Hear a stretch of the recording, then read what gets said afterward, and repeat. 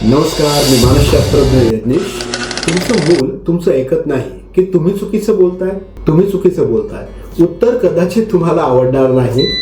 सकाळचा scene imagine करा. तुम्ही मुलाला म्हणता लवकर उठ, शाळेला उशीर होतोय. तुमचा मुलगा काय करतो? पुन्हा ब्लँकेटमध्ये शिरतो. तुम्ही पुन्हा त्याच्या जवळ जाता, त्याला म्हणता की लवकर उठ, तुला शाळेला जायचं, उशीर होतोय.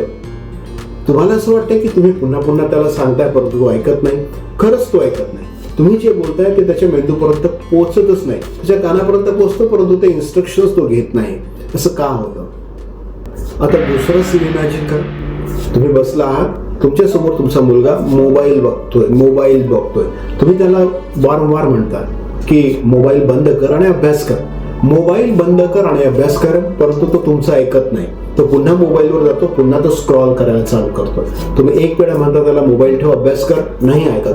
2 वेळा म्हणता मोबाईल ठेव, अभ्यास कर, नाही ऐकत. तिसऱ्यांदा काय होतं? तुमची चिडचिड होते. तुमचा राग अनावर होतो आणि शेवटी तुम्ही ओरडता आणि त्याला तुम्ही म्हणता की तू माझं म्हणणं का ऐकत नाहीस? त्याचं कारण हे आहे. त्याला तुमचं म्हणणं ऐकायचंच नाही. किंबहुना आपण असं म्हणू शकतो की त्याचा मेंदू तुमचं ऐकायला तयारच नाहीये. चला, आज एक छोटा एक्सपेरिमेंट करून बघूया. आज जेव्हा तुमचा मुलगा काही चुकीचं करेल तेव्हा त्याला नेहमीसारखं बोलू नका, रागवू नका. इन्स्टेड हे करून बघा. त्याच्या जवळ जा, त्याच्या डोळ्यात बघा आणि फक्त एवढं म्हणा, मला माहित आहे तुला हे करायचं नाही, पण आपण दोघे मिळून हे करू शकतो का? बस झालं, इतकंच. ना ओरड ना आदेश. आता निरीक्षण करा, ऑब्झर्व करा काय होतं. बहुतेक वेळा मुलगा रेजिस्ट करणार नाही, नकार देणार नाही. तो लगेच परफेक्ट वागणार नाही, पण त्याचा रेजिस्टन्स मात्र कमी होईल.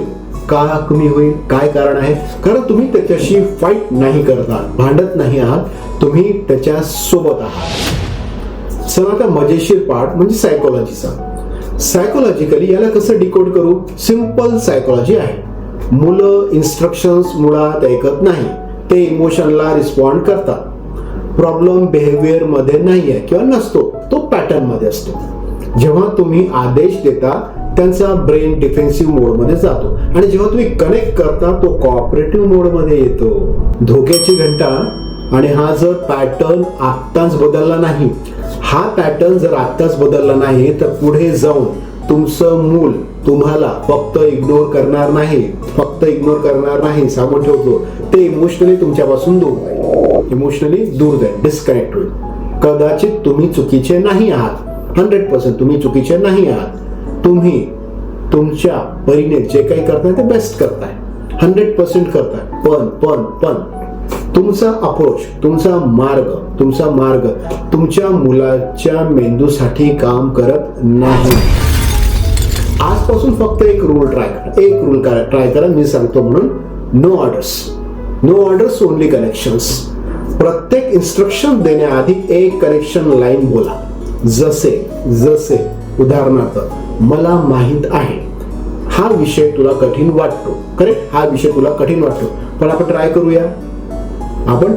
समजा तुमच्या मुलाला मॅथमॅटिक्स कठीण जात असेल, त्याला सोबत घ्या, त्याच्याशी कनेक्ट करा आणि त्याला सांगा की कदाचित तुला हा विषय कठीण जात असेल, आपण दोघे मिळून ट्राय करूया. काय हरकत आहे?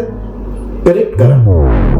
तर गुड न्यूज काय आहे माहित आहे तुम्हाला? काय आहे? हे सगळं 100% बदलू शकतं. मुलं बदलायला तयार असतात, खूपच इलास्टिक असतात, फक्त लँग्वेज बदलायला हवी. जर तुम्हाला खरंच तुमच्या मुलाची सायकोलॉजी डीपली समजून घ्यायची असेल आणि रोजच्या फाईटशिवाय, रोजच्या भांडणांशिवाय, वादविवादांशिवाय कनेक्शन बिल्ड करायचं असेल तर व्हॉट्सअपवर, माझ्या व्हॉट्सअप नंबरवर गाईड असा मेसेज करा. मी तुम्हाला पर्सनली गाईड करेन. बघा, मुलं ऐकत नाही असं नाही. ते फक्त आपण कसं बोलतोय त्यावर रिॲक्ट करत असतात. आणि अखेरीस तुम्ही माझं बोलणं लक्षपूर्वक ऐकलं त्याबद्दल मनापासून आभारी आहे. कारण तुमचा वेळ, तुमचं लक्ष, अटेन्शन मला माझा आदर वाटतो. तुमचा विश्वास हीच माझी शक्ती. शुक्रभाव.